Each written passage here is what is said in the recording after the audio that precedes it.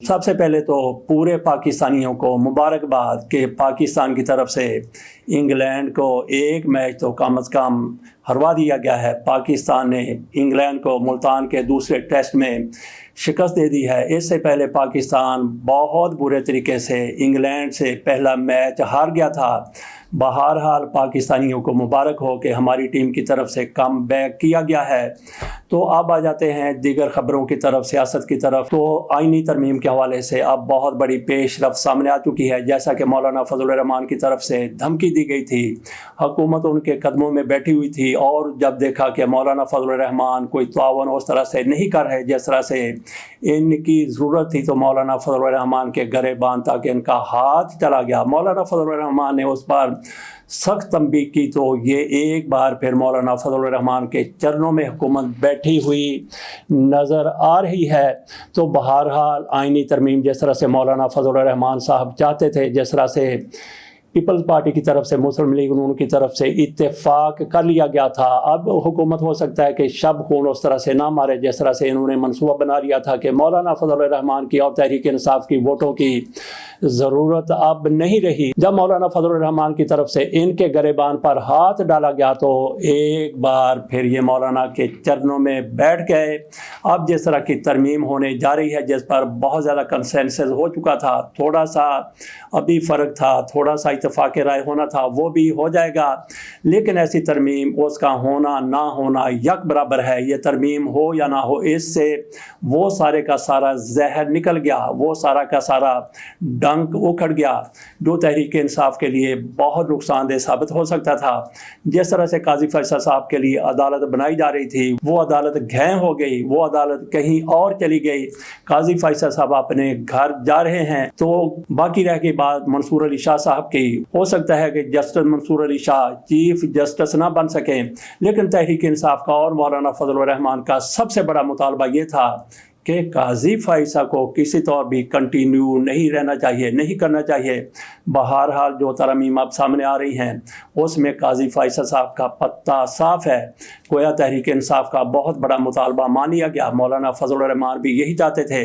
बाकी मंसूर अली शाह साहब के हवाले से अगर किसी को तहफ़्फ़ुज़ात थे तो वो सबसे ज़्यादा मुस्लिम लीग नून को थे और उसके बाद पीपल्स पार्टी को थे। बाकी तहरीक इंसाफ की तरफ से पूरी कोशिश की जा रही थी कि मंसूर अली शाह साहब कंटिन्यू करें। हतमी तौर पर नहीं कहा जा सकता कि मंसूर अली शाह साहब को बिल्कुल ही आउट कर दिया गया है, और ये भी ज़रूरी नहीं है कि आइनी तरमीम फौरी तौर पर मंजूर हो जाएं। हो सकता है कि इसकी मंजूरी में 1-2 हफ्ते लग जाएं। अगर ऐसा हो जाता है तो फिर मंसूर अली शाह साहब पाकिस्तान के चीफ जस्टिस बन चुके होंगे। तो बाकी थोड़ी सी बात कर लेते हैं दीदों में। अगर दीद हो तो बंदे की बड़ी तौकीर रहती है, बड़ी इज्जत रहती है, लेकिन अगर दीदों से दीद चली जाए तो फिर उस बंदे के साथ क्या होता है? उस बंदे के साथ फिर वही कुछ होता है जो काजी फायज ईसा साहब के साथ हुआ, और जो कुछ काजी फायज ईसा साहब ने किया है। मैं बात कर रहा हूँ उस एप्लीकेशन की, उस पिटीशन की जो हामिद खान की तरफ से वापस ले ली गई। हामिद खान 4 वकला के उसमें वकील के तौर पर पेश हुए थे। 4 वकला पिटीशनर थे। काजी फैसल साहब के सामने ये केस था। काजी फैसल साहब ने उनसे कुछ बात करने की कोशिश की। काजी फैसल साहब इस मौके पर जिस तरह से वो अपने रिमार्क्स देते हैं, जिस तरह से दूसरे को ज़लीलो ख्वार करके रख देते हैं, जिस तरह से दूसरे को धमकियाँ देते हैं, दूसरे की बात को सुनने के लिए तैयार नहीं होते, उसको प्रेस करने की कोशिश करते हैं, लेकिन ऐसा कुछ वहाँ पे बिल्कुल भी नहीं हुआ। ये 2 रोज़ पहले की बात है।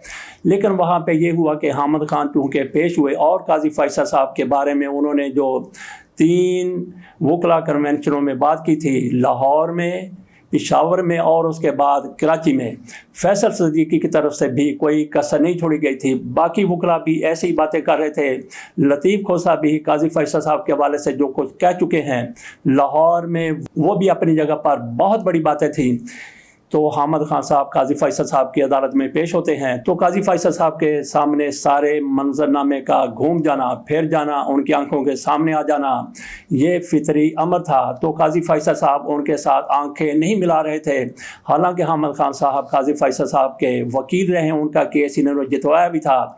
لیکن پھر قاضی فیصل صاحب جو کچھ ان کے ساتھ کرتے رہے، اس کے جواب میں پھر حامد خان کی طرف سے جو کچھ کہا گیا قاضی فیصل صاحب کے حوالے سے کئی وکلا کنونشنوں میں، تو پھر قاضی فیصل صاحب ان کے ساتھ آنکھ نہیں ملا رہے تھے۔ یہ ہوتا ہے کہ اگر دیدوں میں دید نہ رہے تو پھر ایسا ہی کچھ ہوتا ہے جو قاضی فیصل صاحب کی طرف سے کیا گیا اور جو کچھ ان کے ساتھ پھر ہو گیا۔ ادھر ذرا پاکستان سے باہر چلتے ہیں، فلسطین چلتے ہیں، لبنان میں چلتے ہیں۔ وہاں پہ اسماعیل ہنیہ جو حماس کے قائد تھے، جو حماس کے رہنما تھے، ان کو جو ایران میں شہید کیا گیا تھا، ان کے جانشین تھے سنوار، ان کو بھی اسرائیل کی بربریت میں شہید کر دیا گیا ہے۔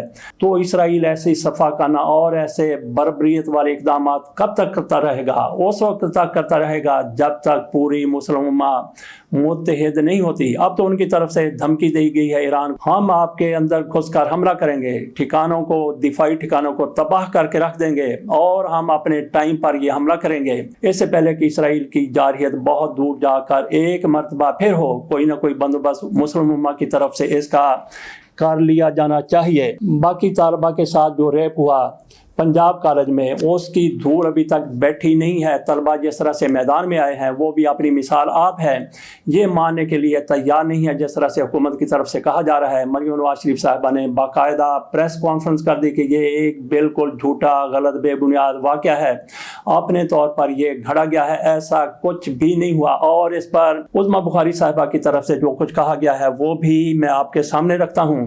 انہوں نے کہا ہے کہ یہ سارے کا سارا کیا دھرا ہے تحریک انصاف کا، اس کے جو سابق لیڈر تھے، طلبہ لیڈر تھے، ان کی طرف سے یہ سارا کچھ کیا گیا ہے، سارا کچھ کہا گیا ہے، انہوں نے لوگوں کو اکسایا ہے۔ مظاہروں پر، احتجاج پر یہ عظمیٰ بخاری صاحبہ کی طرف سے کہا گیا ہے، اور ساتھ ہی یہ بھی کہا گیا ہے کہ ان لوگوں کے ساتھ سختی کے ساتھ نمٹا جائے گا۔ عظمیٰ بخاری صاحبہ کی طرف سے 9 مئی کی طرح یہ ملبہ بھی اس طالبہ کے ساتھ ریپ کا، زیادتی کا، زبردستی کا تحریک انصاف پر ڈال دیا ہے، اور پھر طلبہ کے ساتھ جو مظاہرے کر رہے ہیں پنجاب بھر میں، ان کے خلاف ایکشن بھی لیا جا رہا ہے۔ تو صدیق کمیانہ کی طرف سے پریس کانفرنس کی گئی، یہ CCPO لاہور ہیں۔ کمیانہ کی طرف سے کہا گیا کہ ایسا کوئی واقعہ ہوا ہی نہیں ہے اور اس کا کوئی شکایت کنندہ بھی نہیں ہے، طلبہ کو مس گائیڈ کیا گیا ہے۔ ادھر DIG آپریشن کی طرف سے کہا گیا ہے کہ پیٹرول بم استعمال کیے گئے ہیں، گویا حکومت کی طرف سے پیٹرول بموں کے استعمال کے تحت دہشت گردی کے مقدمات بھی چلائے جائیں گے۔ طلبہ کو گویا ان کی طرف سے دہشت گرد قرار دیا جا رہا ہے۔ اس کے ساتھ اجازت دیجیے، اللہ حافظ۔